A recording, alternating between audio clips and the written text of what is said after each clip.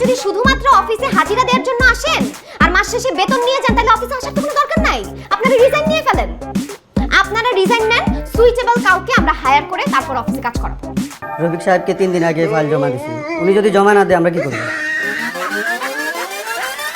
কি ব্যাপার রফিক সাহেব, আপনি ফাইল জমা দেন নাই কেন? আসলে আমাকে 2 দিনের জন্য অফিস থেকে ফ্যাক্টরি ভিজিটে পাঠানো হয়েছিল। দেখেন আপনি কোনো কজ দেখাবেন না। আমি খেয়াল করছি আপনি কোনো কিছু ঠিকঠাক মতো করতেছেন না, অফিসের অনেক ইররেসপন্সিবল কাজ করতেছেন। আপনার সমস্যাটা কি বলেন তো? ফ্যাক্টরি দোহাই দিচ্ছেন আপনি, ফ্যাক্টরি ভিজিট কি আপনি সারাক্ষণ করেন? ফ্যাক্টরির কাজ শেষ করে কি আপনি জমা দিতে পারতেন না? আপনি গত মাসে সেলস রিপোর্টও 5 দিন পরে জমা দিয়েছেন। আজকে অফিসের মিটিংটা মিস করছেন, আপনি এখন ঢুকতেছেন অফিসে, লেট করে আসছেন।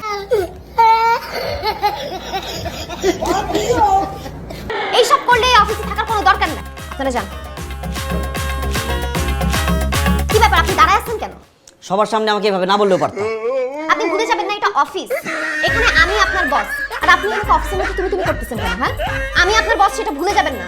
আজকে আপনি আপনার কাজ শেষ করে তারপর অফিস থেকে বের হবেন, দরকার হলে বেশিক্ষণ থেকে লেট করে বের হবেন। যান। বাসায় লেট করে গেলে বাসায় কথা শুনতে হয়। तू समझा? हाँ नहीं, तू समझा नहीं।